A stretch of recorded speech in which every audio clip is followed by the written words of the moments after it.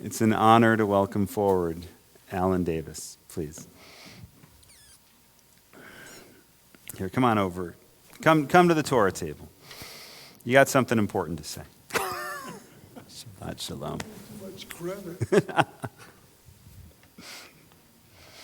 Good Shabbos. Just to use the word sermonizing is enough to make it daunting. For those of you who know me, you know that sermonizing only comes with fundraising. And for those of you who don't, my name is Alan Davis.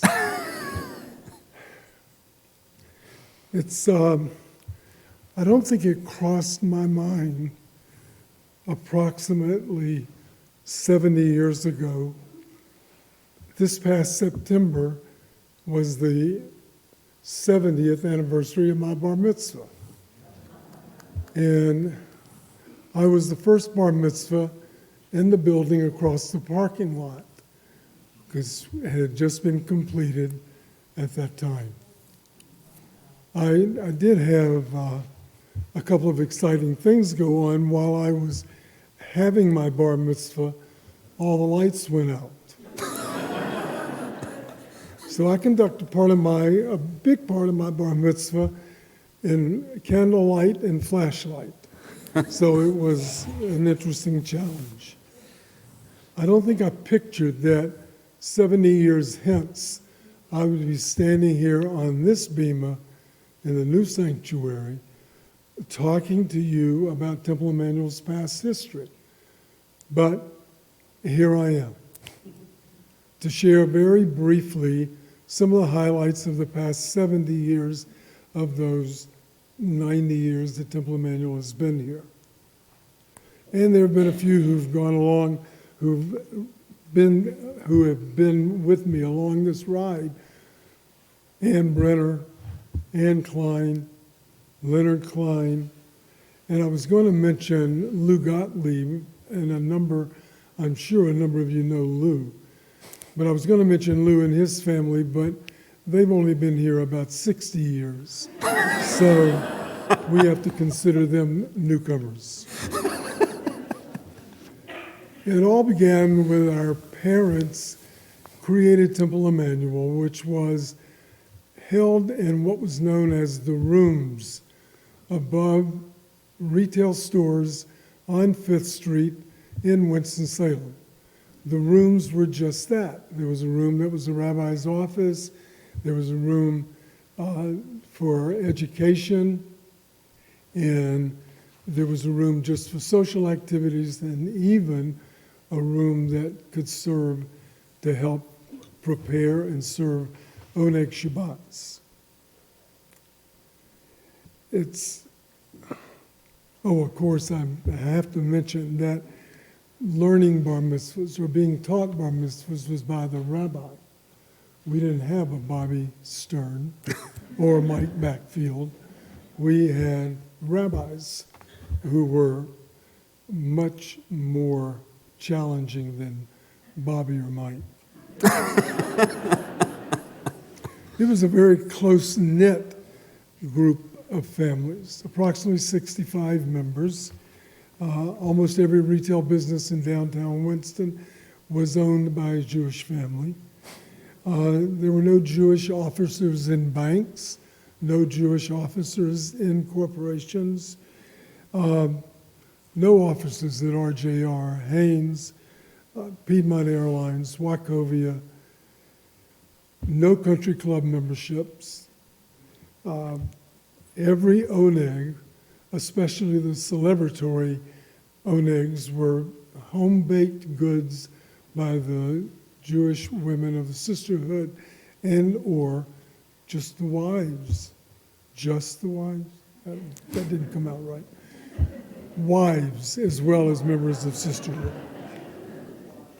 Our youth groups were AZA, BBG, and BBYO, and those were recognized, of course, nationally, locally, statewide, regionally, and that's a big part of what kept the Jewish teenagers together. There was also and I think it still exists, something called Wild Acres, which was kind of a camp up in western North Carolina, not far from Asheville, actually. And it was owned by a family in Charlotte named Blumenthal's, and they wanted that to be a conference center, but more than a conference center, they wanted it to be somewhere where Jewish kids, Jewish teenagers, gathered each summer for at least a week, and that contributed to my being able to say and our being able to say there was not a Jewish teenager in North Carolina that we didn't know. All of us knew each other.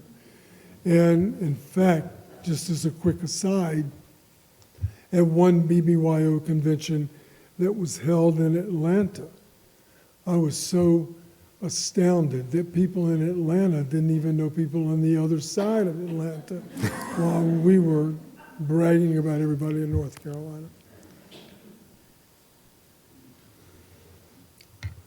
I returned to Winston-Salem in 1963, married to Elaine Scharfman of Macon, Georgia.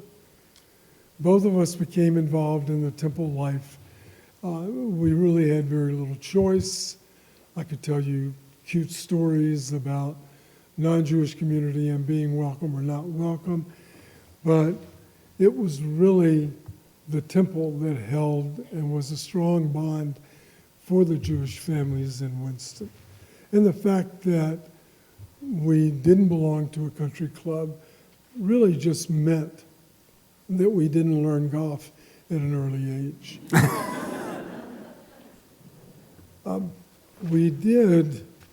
We had and have a family or two families that were trying to make sure that we had something to do, maybe in its stead.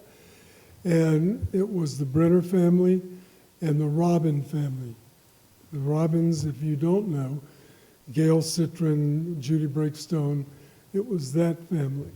And there were 3 lakes that ran off of Polo Road, and these families bought the land, and created what we called our Jewish Country Club. We swam in the lakes, we fished in the lakes, had a little cinder block building that we cooked in or grilled in, and that, to us, was almost as good as learning golf. The Jewish community also had other ways of making itself known, and sisterhood created so many of the avenues. There was, as you may or may not have heard of, a businessmen's luncheon that was open to the community.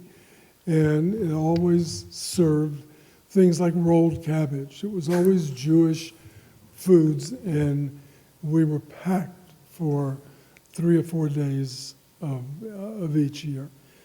We also had a fair booth where we served hot dogs that were kosher and some bagels.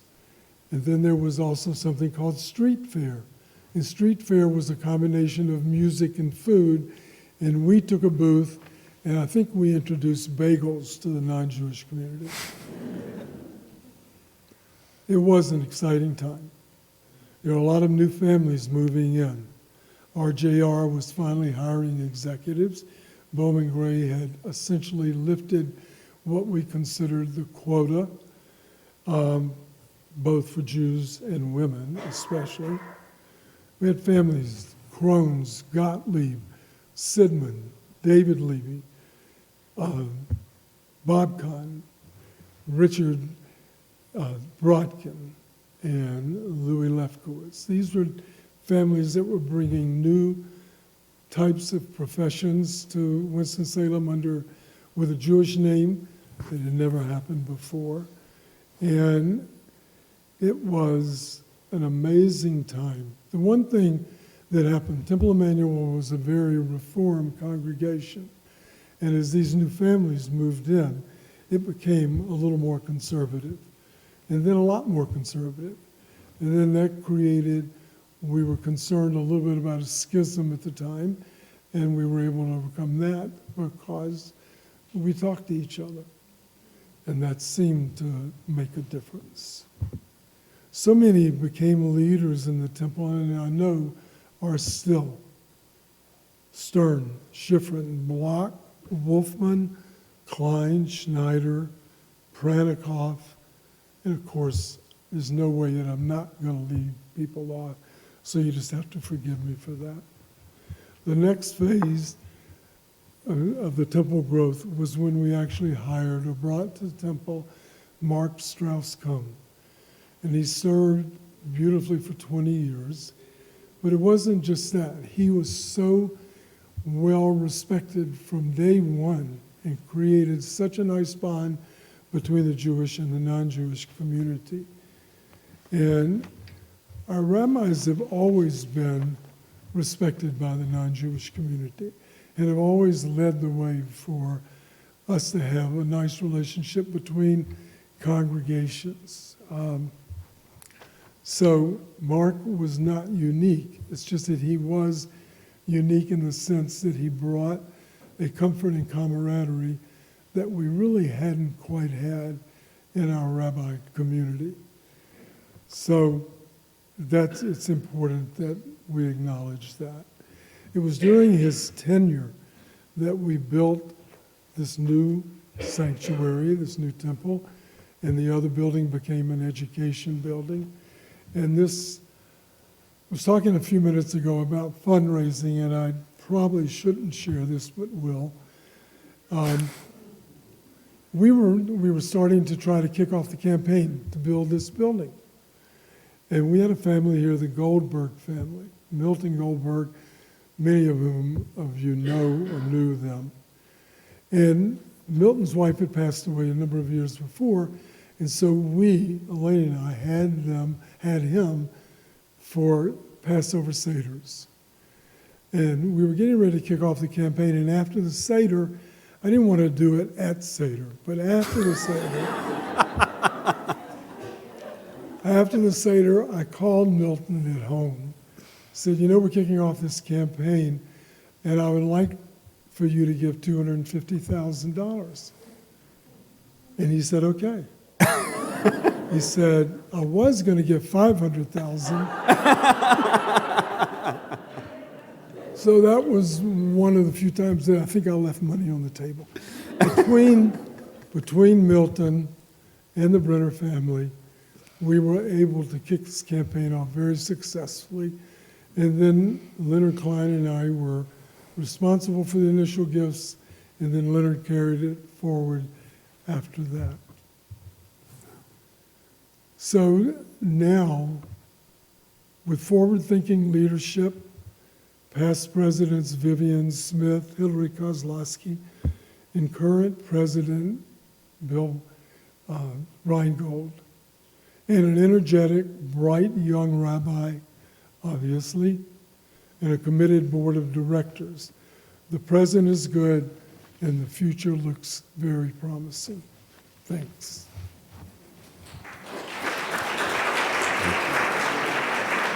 Beautiful. Beautiful.